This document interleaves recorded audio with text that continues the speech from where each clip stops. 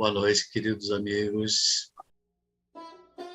Sempre é uma alegria participar aqui nessa live.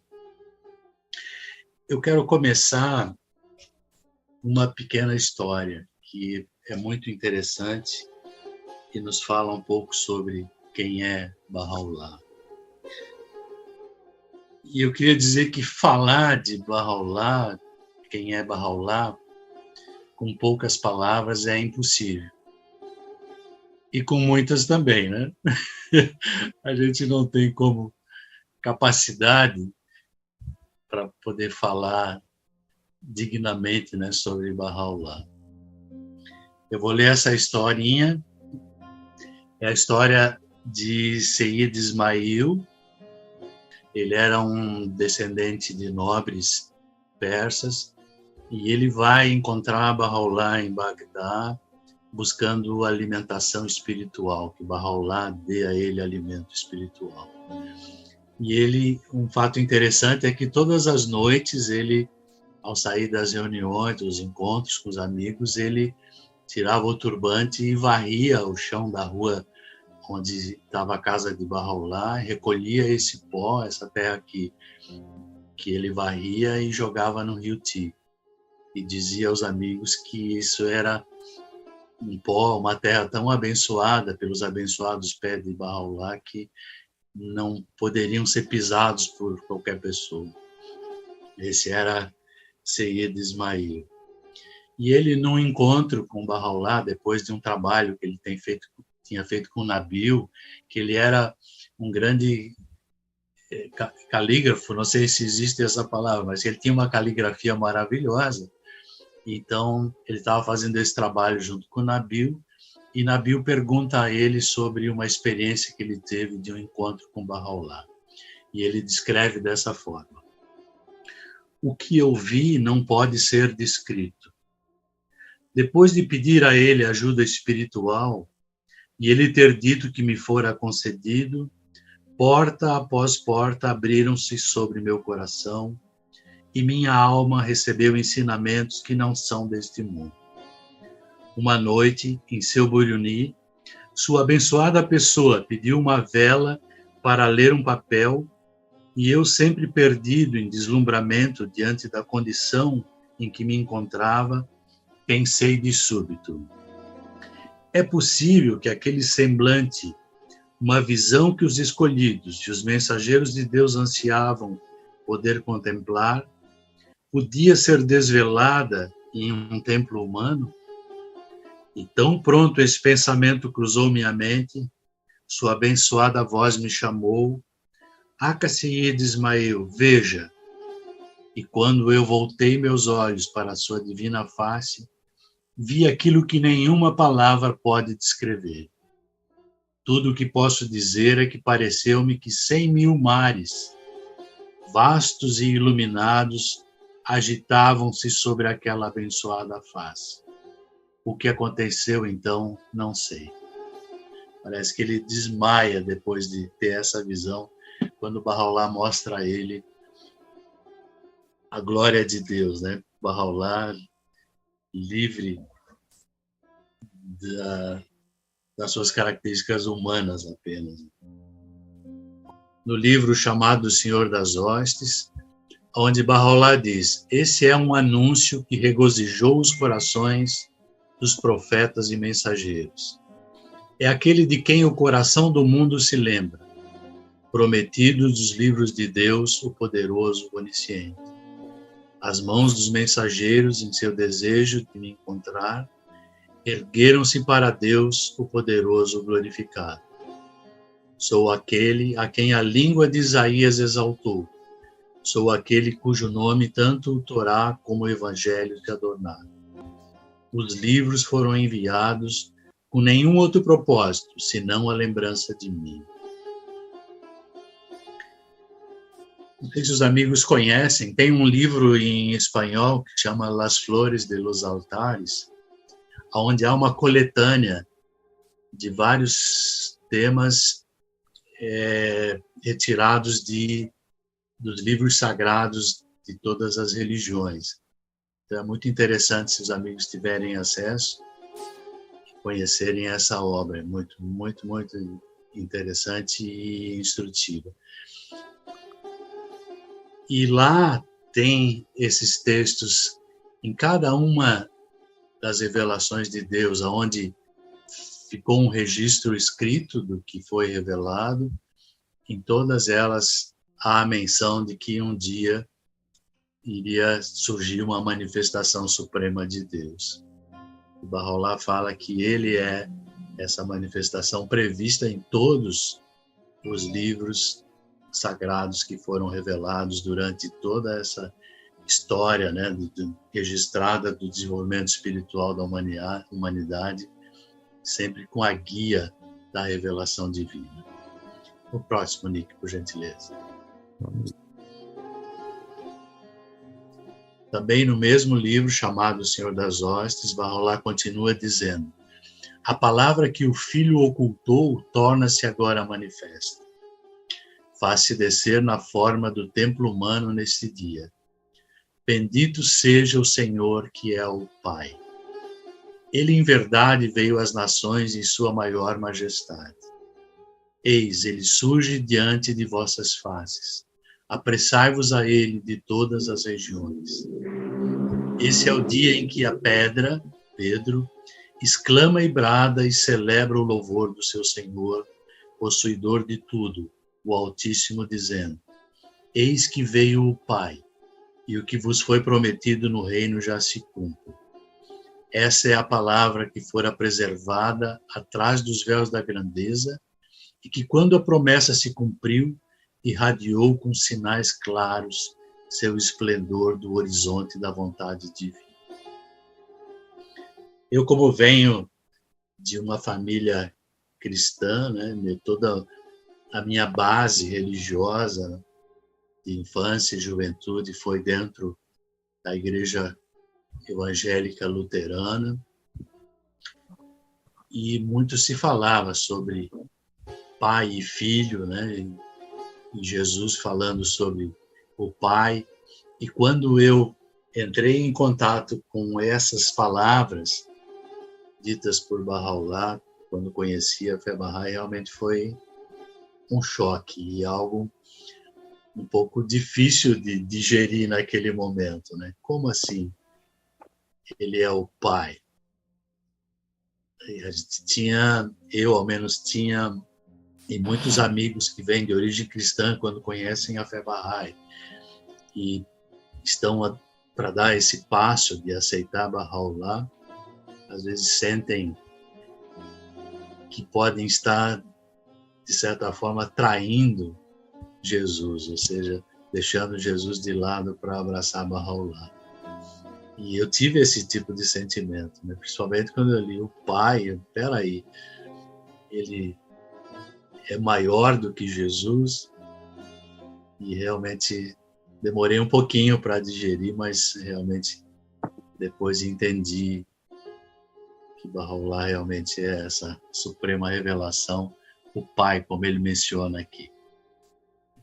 E novamente ele afirma, né? Esse é o Pai previsto por Isaías, e o Confortador sobre quem o Espírito estabeleceu um convênio convosco. Abri vossos olhos, ó Assembleia de Bispos, para que possais contemplar vosso Senhor sentado sobre o trono de poder e glória. Aquele que é o Pai já veio, e o Filho no Vale Santo exclama: eis-me, eis-me, ó Senhor meu Deus. Enquanto Sinai rodeia a casa e a sarça ardente clama altamente, veio o Todo-Generoso montado sobre as nuvens. Bem-aventurado quem dele se aproxima, e ai dos que se afastam. Baha'u'lláh mostra nesse texto o cumprimento de uma profecia bem conhecida que muitos os cristãos esperam, né, que aconteça ainda, de Jesus voltando sobre as nuvens. E Baha'u'lláh fala que veio o Todo-Generoso montado sobre as nuvens. O rio Jordão uniu-se ao mais grandioso oceano, e o Filho no sagrado vale exclama: aqui estou, ó Senhor meu Deus. enquanto o Sinai rodeia a casa e a sarça ardente profere em altas vozes. Aquele que é o desejado veio em sua transcendente majestade. Dize, eis, veio o Pai, e se cumpriu o que vos foi prometido no reino. É esta a palavra que o Filho ocultou quando aqueles ao seu redor ele disse, não podeis suportá-la agora. E quando se cumprira o tempo determinado e a hora havia soado, a palavra resplandeceu acima do horizonte da vontade de Deus. Acautelai-vos, ó seguidores do Filho, para que não a rejeiteis. Bahá'u'lláh dá esse alerta, esses seguidores do Filho, ele fala aos cristãos especificamente, para que não rejeitem a revelação de Bahá'u'lláh. Foi prometido pelo próprio Filho, né, a vinda de Bahá'u'lláh. Agora é importante a gente ter sempre isso bem claro na nossa mente. Apesar de Bahá'u'lláh dar tamanha importância e ser realmente de tamanha importância a sua revelação, não quer dizer que ele seja mais do que todos os outros manifestantes que manifestaram antes dele. O sol, durante o dia, né, começa aí em algumas partes, 6 horas da manhã, ao menos aqui onde eu moro, ele se levanta, a gente vê o nascer do sol, bem fraco, e vai subindo e intensificando o seu calor, os seus raios, sua luz, e chega ao meio-dia, né, no ápice do seu brilho, da sua glória, né, da sua iluminação, do seu calor, pouco a pouco se encaminhando para o pôr do sol. Então, Bahá'u'lláh é o mesmo sol, o mesmo de todas as outras manifestações, o mesmo que foi Jesus, só que num momento do meio-dia, né, com todo o seu esplendor, toda a sua luz, todo o seu calor. O que se manifestou nessa revelação sublime, proeminente, não tem paralelo nos anais do passado, e tampouco será igualado em épocas futuras. Foi ele quem o Velho Testamento chama de Jeová, aquele designado no Evangelho como o Espírito da Verdade, e no Alcorão aclamado como o grande anúncio. Se não fosse ele, a nenhum mensageiro divino se haveria conferido o manto de profeta, nem se teria revelado nenhuma das Sagradas Escrituras. É interessante a gente também ver como alguns não barrais que tiveram contato com Bahá'u'lláh, como eles viram a pessoa de Bahá'u'lláh e identificaram esse espírito vibrante do manifestante de Deus irradiando da pessoa física de Bahá'u'lláh. Aqui um relato de jornalista libanês, Amir Amin Arslan. Alguns dos amigos poderia ler, por gentileza? Tive a honra de captar um vislumbre daquele que é a encarnação da palavra de Deus aos olhos dos persas, durante uma viagem que fiz a São João do Acre, em Acre. Estava ansioso por visitar Abbas Efendi, o filho mais velho da palavra, que era responsável pelas relações externas da comunidade. Naturalmente, solicitei-lhe a honra de uma audiência com seu santo pai. Ele explicou-me de uma maneira muito simpática que não era costume da divindade, mas como eu insisti, ele prometeu fazer todos os esforços possíveis para realizar o meu desejo. Tive de contentar-me com um vislumbre do ilustre Bahá'u'lláh no momento em que ele saiu para fazer a sua caminhada diária, durante a tarde, um momento em que ele poderia evitar melhor a atenção indiscreta dos estranhos. Mas Abbas Efendi colocou-me cuidadosamente atrás de uma parte da parede ao longo do seu caminho, de tal maneira que eu poderia facilmente contemplá-lo durante um curto período de tempo. A sua aparência de Bahá'u'lláh atingiu a minha imaginação de tal maneira que não posso descrevê-lo melhor do que evocando a imagem de Deus Pai, comandando na sua majestade os elementos da natureza no meio das nuvens. Jornalista libanês Druzo Amir Amin Arslan.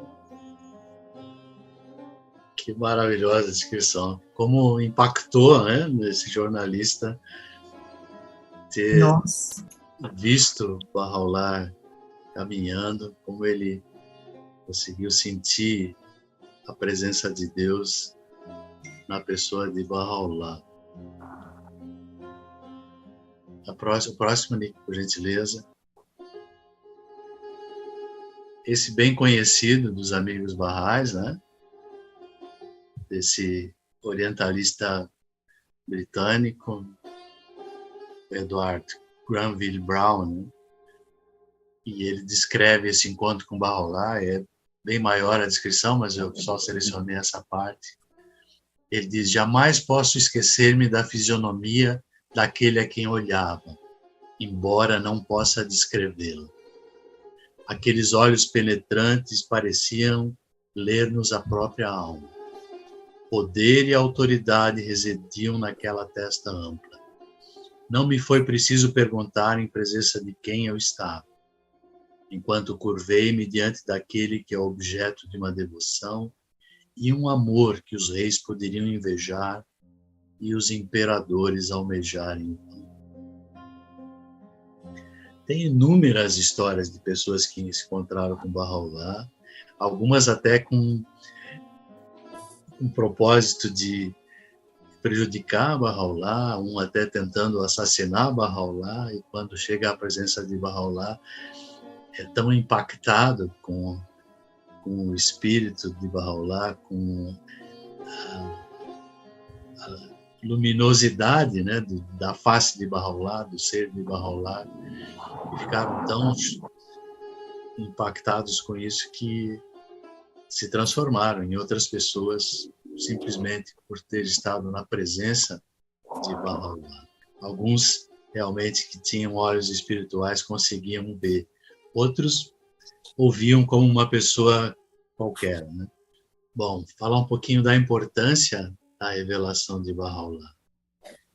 E ele diz, Abdu'l-Bahá diz que não apenas séculos, mas eras devem passar antes que a estrela d'alva da verdade volte a brilhar com todo o seu fulgor, ou apareça outra vez resplandecente em sua glória primaveril. A maioria dos amigos já deve ter lido aquele livro A Dispensação de Bahá'u'lláh, Shoghi Effendi escreve. Quem não leu, eu recomendo que leia, aonde Abdu'l-Bahá fala sobre a importância dessa revelação e as consequências e duração, e, enfim, e é algo realmente maravilhoso. A gente consegue entender a grandiosidade da revelação de Bahá'u'lláh através dessa maravilhosa obra do Guardião. Aqui, Shoghi Effendi diz: a fé Bahá'í deve ser considerada, se quisermos ser fiéis às tremendas implicações de sua mensagem, como a culminação de um ciclo, a etapa final de uma série de revelações sucessivas, preliminares e progressivas, começando com Adão e terminando com o Bá. Essas revelações vêm preparando o caminho. Aqui nós temos um pequeno gráfico das revelações anteriores a Bahá'u'lláh. Alguns estudiosos da evolução humana, antropólogos, discordam um pouco sobre quando começa a vida humana consciente na Terra, né? Alguns falam em 250 mil anos, 300 mil anos, alguns até 500 mil anos. E durante toda essa caminhada da humanidade, mesmo na pré-história, sempre houve a guia divina através de manifestações de Deus. Tem alguns documentários, eu esqueci de conhecimentos de astronomia, de engenharia maravilhosos, construíram obras incríveis, e o que a história ensina hoje, né? E há uma briga dele com Bahá'u'lláh fala, e Abdu'l-Bahá confirma que muito antes ainda, né, de Adão e milhares e milhares de anos atrás, existia humanidade, existindo Deus, sempre houve humanidade e também a guia divina. Mas dentro da dispensação de Bahá'u'lláh, nós temos aí, a partir de Adão, todas as revelações de Krishna, Moisés, Buda, Muhammad, o Bab, e Bahá'u'lláh inicia um novo ciclo, encerra o ciclo profético e inicia um ciclo que nos levará à Idade Áurea. E um ciclo destinado a guiar a humanidade por nada menos de 500 mil anos. E diretamente a revelação de Bahá'u'lláh está destinada a guiar a humanidade durante 1000 anos. Não haverá nenhuma nova manifestação de Deus antes de se passarem esses 1000 anos. E depois sucessivas revelações deverão acontecer de acordo com a vontade de Deus. Pode dar um clique, Nick, tem uma animaçãozinha aí. Então, Abdu'l-Bahá fala, na dispensação de Bahá'u'lláh, que a magnitude do ciclo Bahá'í, um ciclo que há de abranger um período de pelo menos 500 mil anos. Então, esse é o tamanho, a grandiosidade, a abrangência, né, da revelação de Bahá'u'lláh, o ciclo universal que se inicia com uma duração de nada menos de 500 mil anos. Então, para quem é de origem cristã, conhece bem esse trecho de uma das orações que os cristãos usam e que é a única oração atribuída a Jesus, que Jesus tenha revelado, do Pai Nosso, e ele diz: Pai nosso que estais no céu, santificado seja o vosso nome, venha a nós o vosso reino, seja feita a vossa vontade, assim na terra como no céu.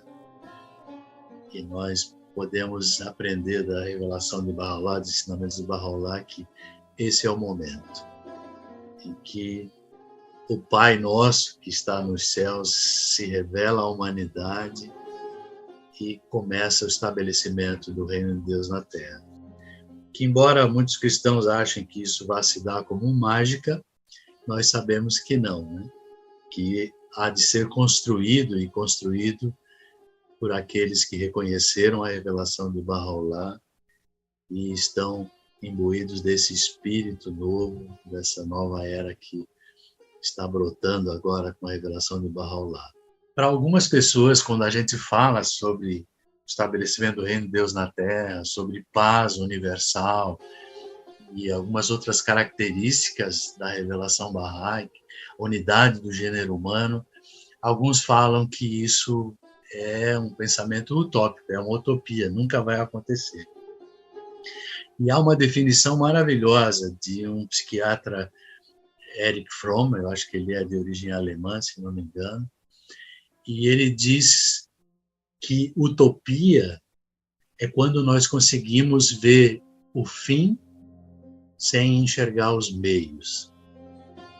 Então, nós podemos responder a essas pessoas que falam que é utopia, o que os Bahá'ís estão pregando, né, ou estão dizendo que vai haver unidade do gênero humano e paz na Terra, a paz maior, né, uma paz que vai durar para sempre, que isso é utopia. Nós podemos dizer que Bahá'u'lláh revelou os meios para que isso aconteça. Ele diz que ele é a árvore da vida que produz os frutos de Deus. E esses frutos de Deus são os meios, os princípios, né, que são os meios através dos quais, sendo adotados pela humanidade, vão levar a essa unidade do gênero humano, a essa paz universal.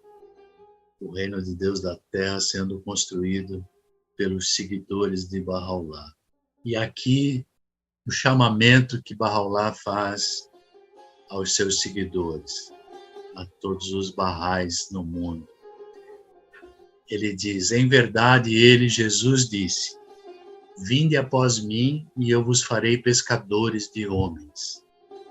Nesse dia, porém, dizemos: vinde após mim, para que vos possamos tornar os vivificadores da humanidade.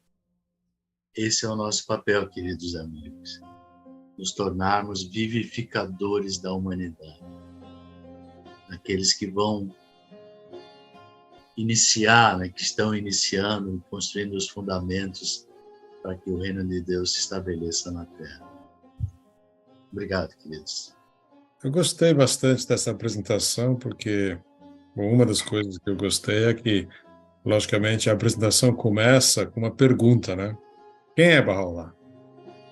E nós, sim, fracos, limitados seres humanos, né? É muito difícil para nós responder essa pergunta. Então, uma das coisas que eu gostei dessa apresentação é que, na primeira parte da apresentação, quem responde essa pergunta é o próprio Bahá'u'lláh. Quem melhor do que o próprio Bahá'u'lláh para responder essa pergunta? Quem é Bahá'u'lláh? Como que nós vamos responder, né? Então, e a magnitude da resposta é imensa, é tremenda. Quer dizer, o que Bahá'u'lláh fala, quando Bahá'u'lláh revela as palavras, não é para a gente ler como se lesse assim um livro, uma notícia, uma coisa. A gente realmente tem que ponderar as palavras de Bahá'u'lláh para entender, para tentar desvendar alguns dos significados das palavras. E quando a gente começa a refletir, ponderar e meditar, assim, a gente tem vislumbres, né, de entendimento. E as implicações, portanto, dessas palavras reveladas que estão na primeira parte da apresentação são realmente enormes, enormes. Parabéns ao Max. E quanto no início, que fala que acho que todo Bahá'í passa por isso, né? Quando você vai ensinar para um cristão, achar que está traindo o cristão, achar que está traindo a Cristo. Vai ensinar para um muçulmano, ele achar que está traindo a Maomé, né? E assim por diante. Todo mensageiro, se você chamar Bahá'u'lláh de Buda, ele vai te atender. Se você chamá-lo de Cristo, ele vai te atender. Se chamar Cristo de Bahá'u'lláh, ele também vai responder. E qualquer mensageiro que você chamar o nome dele, que seja você achar que está chamando o nome errado, fala, nossa, você é Cristo, eu te chamei de Buda. Para eles não tem diferença, porque tudo o que eles falam vem de Deus. A voz deles é a voz de Deus. A voz dos mensageiros não vem dele, vem do que Deus fala, né? Então, o negócio é esse. Então, a gente não está traindo ninguém, a gente simplesmente está fazendo o que o mensageiro quer da gente. Quando a gente ensina a religião dele, tá? Porque a religião é uma só e Deus é um só. Então, só isso. Obrigado, gente. Bahá'u'lláh fala em tantas vozes diferentes, parece ser uma trindade. Então, resumindo, a gente pode dizer que ele é o remetente, e também a própria carta e o carteiro, e também é o recipiente. Em diferentes momentos fala de um desses papéis. Agora, a gente não pode dizer que entre esses papéis está a própria essência da divindade, mas que é o remetente da carta, como também a carta e o respondente, o destinatário.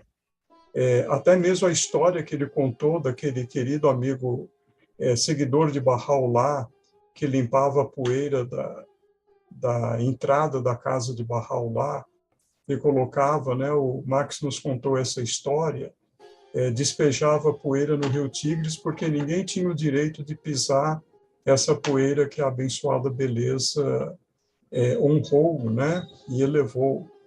Então, à medida que o Max falava, eu estava pensando o seguinte: puxa vida, e você completou, Nick, como é difícil, né, se não fosse a revelação de Deus, a gente entender, né, a posição de um manifestante que vem inaugurar um ciclo de 500 mil anos. Né? E esses 500 mil anos foi estabelecido por Abdu'l-Bahá, ele interpretando uma profecia de Zoroastro, onde Zoroastro mencionava o movimento do Sol no signo do zodíaco, e aí Abdu'l-Bahá explica e diz que o ciclo inaugurado por Bahá'u'lláh é de 500 mil anos. Então é algo tão grandioso que só nos resta agradecer a Deus e perguntar a Deus o que eu, pelo menos, pergunto: o que eu fiz para merecer ter reconhecido Bahá'u'lláh? Né?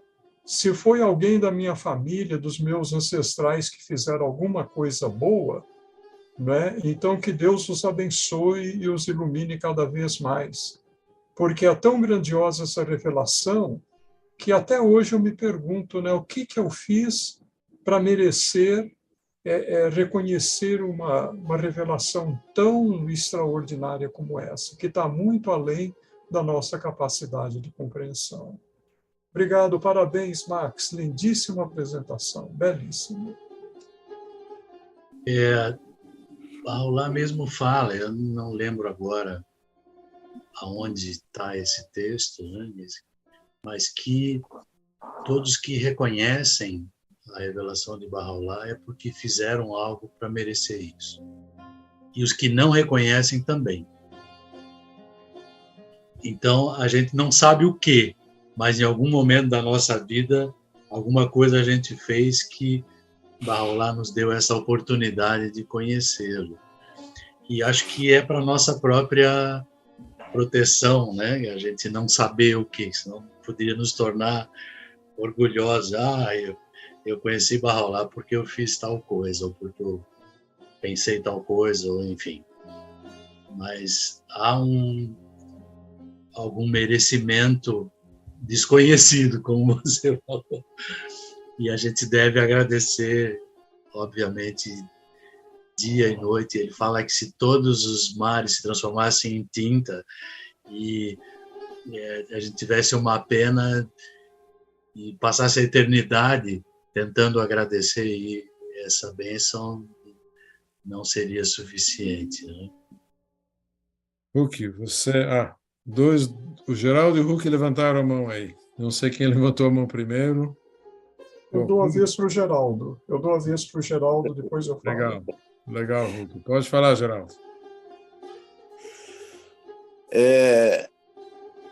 Quanto àquilo de pensar o que a gente fez de bom para poder merecer reconhecer Bahá'u'lláh nesse dia, né? E às vezes uma pessoa que estudou a vida inteira não teve a chance. É aquele negócio, né? Nós somos aquela pedra sem valor nenhum que todo mundo pisa, né?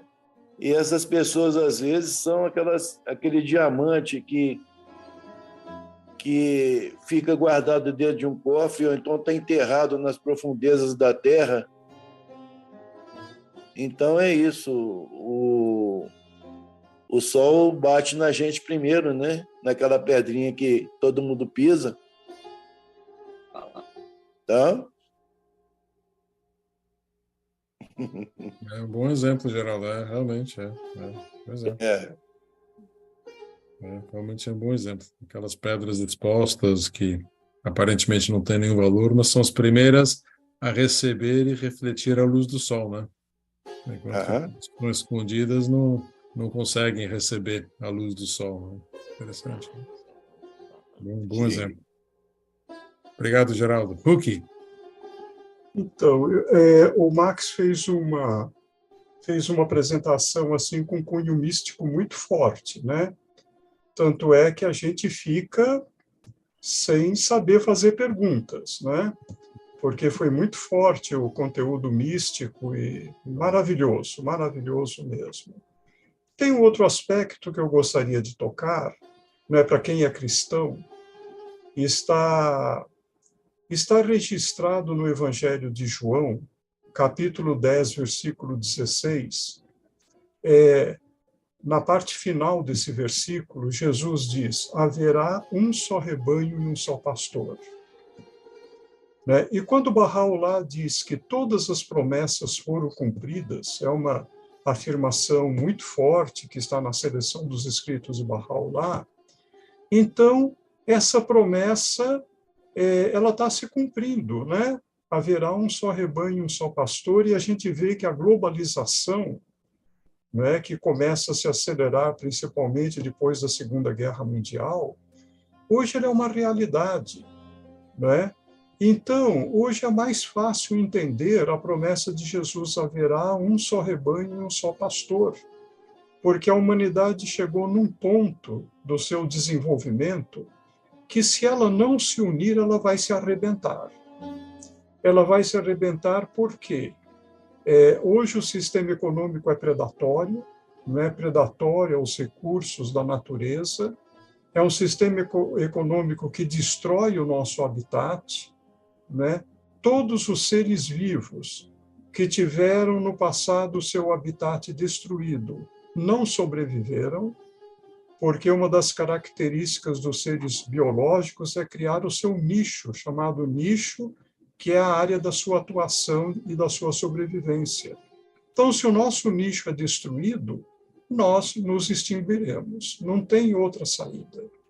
E a única maneira, então, da gente reverter isso é a união de toda a humanidade, como está nas escrituras bahais, um governo mundial de forma federativa, onde todas as nações estejam representadas, o que é o cumprimento da profecia de Jesus de um só rebanho e um só pastor, né? Porque é o que o Max falou. Se nós formos falar para um cristão com os aspectos místicos de Bahá'u'lláh, né, aí nós chocamos. Mas se nós pegarmos os aspectos práticos que Jesus, imagina, em torno de 2000 anos atrás, né, falou isso: haverá um só rebanho, um só pastor, ele apontou em direção ao futuro da humanidade, né, a futura organização da humanidade. E no Alcorão, muito interessante, no Alcorão, no versículo 136 da segunda epístola, ela cita vários profetas, né? Eu vou até citar, né? Esse versículo diz o seguinte: dizei-lhes, cremos em Deus, no que nos tem sido revelado, no que foi revelado a Abraão, a Ismael, a Isaque, a Jacó e às tribos, no que foi concedido a Moisés e a Jesus, e aos profetas de seu Senhor. Não fazemos distinção entre nenhum deles, e seguiremos submissos a Deus. E aí a gente vê que Bahá'u'lláh tem uma passagem onde ele diz que nós não podemos fazer distinção entre nenhum deles, como o Geraldo também colocou, nem entre as pessoas dele, nem entre as palavras dele, nem entre as atitudes deles, né? Porque todos eles são um só, e Bahá'u'lláh termina esse texto dizendo: quem faz a mínima distinção entre eles, traiu a causa de todos os mensageiros. Então, quem faz a mínima distinção entre os mensageiros de Deus, traiu a causa de todos os mensageiros. Então, quer dizer, é muito clara essa palavra de Bahá'u'lláh, que chegou realmente o momento de um só rebanho e um só pastor, e nós não podemos ter nenhuma dúvida a respeito disso. Obrigado. Hoje temos muitos pastores com seus rebanhos que eles estão mais interessados na lã do que nas ovelhas, né?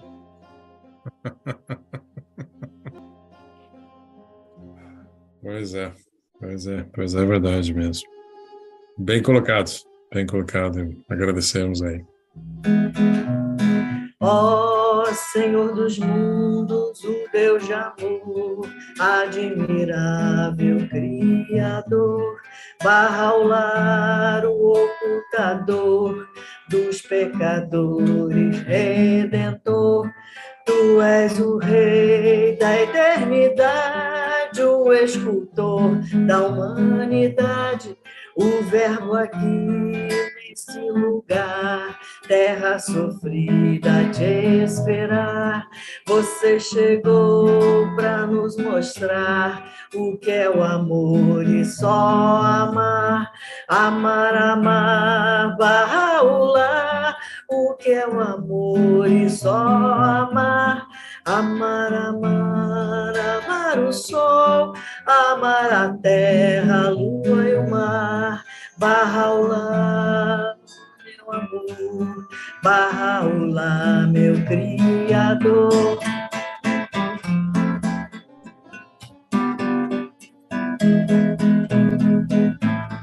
Amar, amar, Bahá'u'lláh, amar, amar o meu Senhor.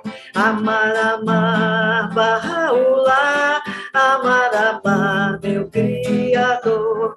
Amar, amar, Bahá'u'lláh, amar, amar o meu Senhor. Amar, amar, Bahá'u'lláh, amar, amar meu Criador. Obrigada a todos, boa noite. Muito obrigado, querida Bia. Maravilhoso, maravilhoso.